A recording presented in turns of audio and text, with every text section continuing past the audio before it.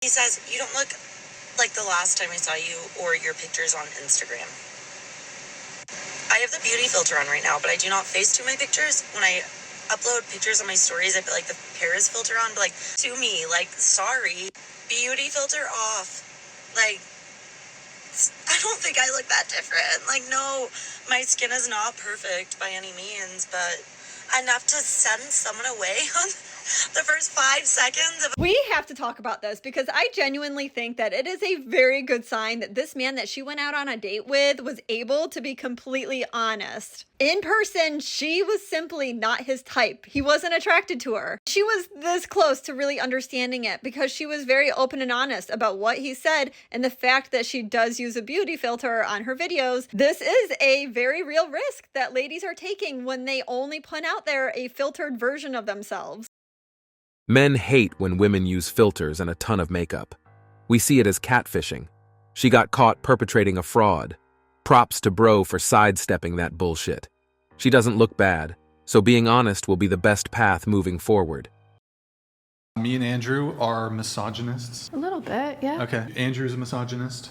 I think he has an animosity towards women, yeah. I think so. Do you think I'm a misogynist? A little bit. Definition of hatred is a great dislike, and it's actually one of the sins of living in the flesh. Wait, what if it's possible? I don't dislike women. I just dislike stupid people. And it doesn't matter if they're men or women, and you just happen to be a stupid person, and that's why I dislike you, and also happen to be a woman at the same time. So you happen to be stupid and happen to be a woman, but I don't hate you because you're a woman. I dislike you because you're stupid. Well, could that be possible? Well, why don't you ever talk about men? You always talk about how much you hate. I debate it professionally for a living against men and women. You go on a TikTok after you got with a guy who had 1 million TikTok followers so you could piggyback on that to fame. I would not bullshit me here, sweetheart.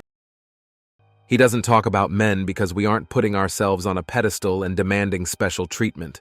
Accountability is their kryptonite, and whenever they're called out on it, the name-calling and reputation-ruining begins.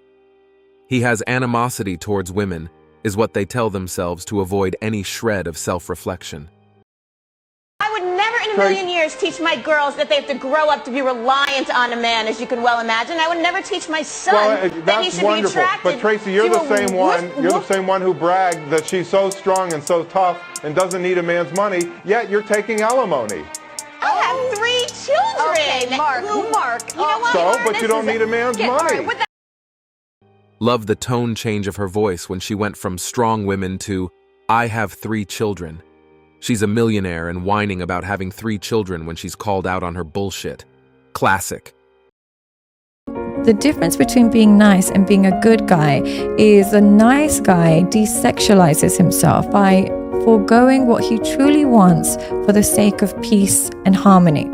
So what he will do is a nice guy might feel uncomfortable with the situation, but because he doesn't want confrontation, he will sacrifice truth in order to gain harmony. But what the reality is, women are attracted to somebody who is able to tell the truth. Women who obsessively test men are toxic. A man deserves peace. He doesn't have to constantly prove he can butt heads. That's just unnecessarily draining.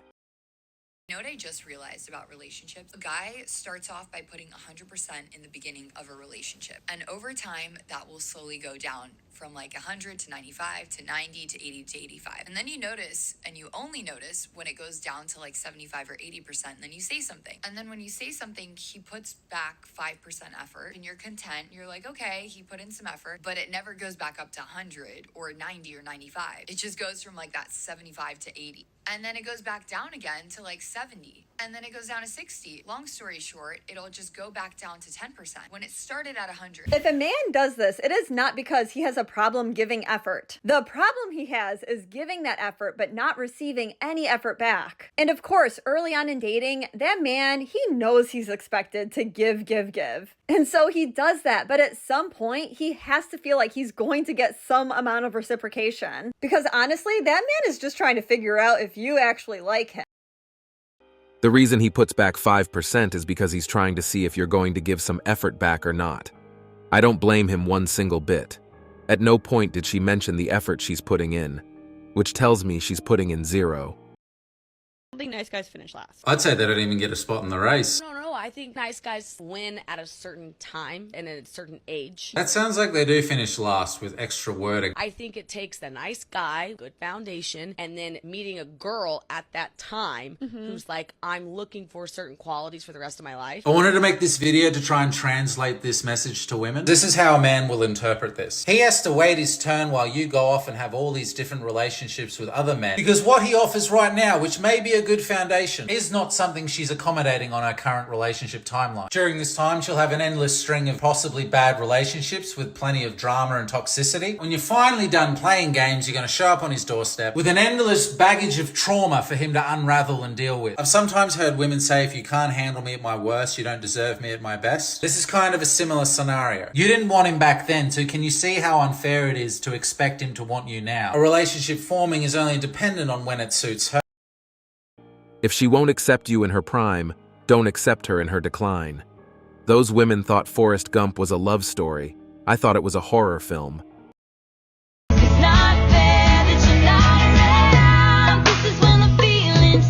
Okay, but where does that get you? Because your man will lose feelings when he sees that you can't be loyal, even when you're fighting. And even if you replace him with one of those guys, the new guy knows it, and he is not there for the right reasons. So all you're really doing is giving up on your relationship and selling yourself short.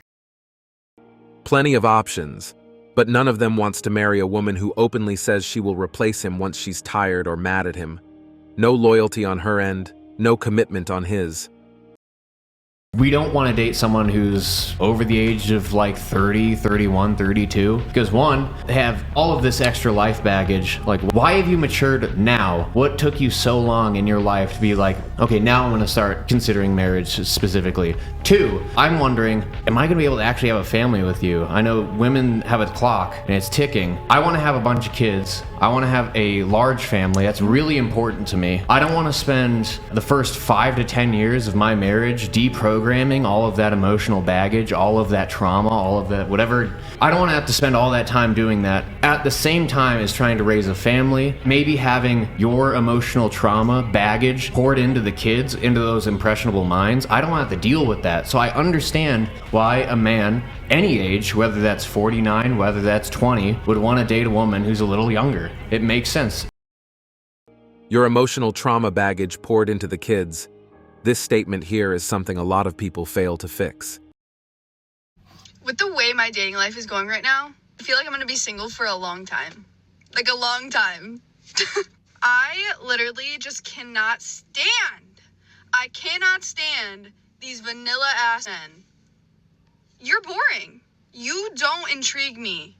And at this point, I'm like losing faith in all men. I just feel like they all want one thing. And if that's what you want, I'm the wrong bitch. Go somewhere else. I cannot tell another man what I like to do on my free time. I can't do it.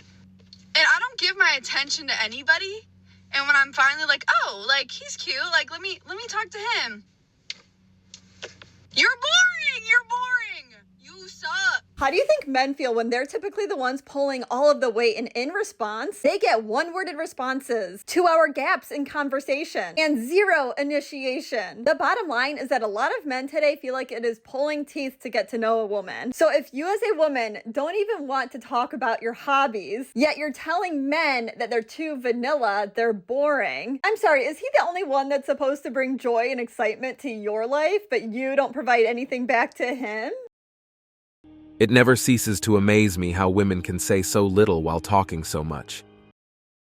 I think that women should be grateful. They live in the best society ever, and it's all built on the backs of not them. The air conditioning, which enables them to even exist, everything which allows them to exist in modernity is built by men, and they're the most ungrateful, snot-nosed brats about it that you've ever seen. And there's really no cause for it because they bring nothing to the table, none of them, including the old bags here who bring nothing to the table by their own admission except their.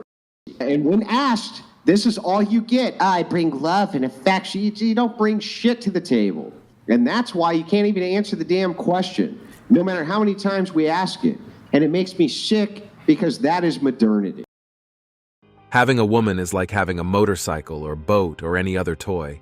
It's fun while you're riding it, but the hassle and maintenance sometimes feel like it's just not worth it.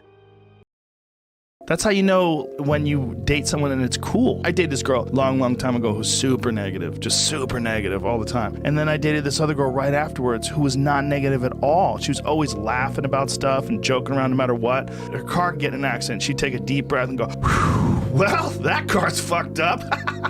And she would start laughing. There are the exact same circumstances. One person is going to handle it completely differently. And if you're with that person, it's going to be a totally different experience where it'll be a bonding experience versus them woe is meing for the next 6 months.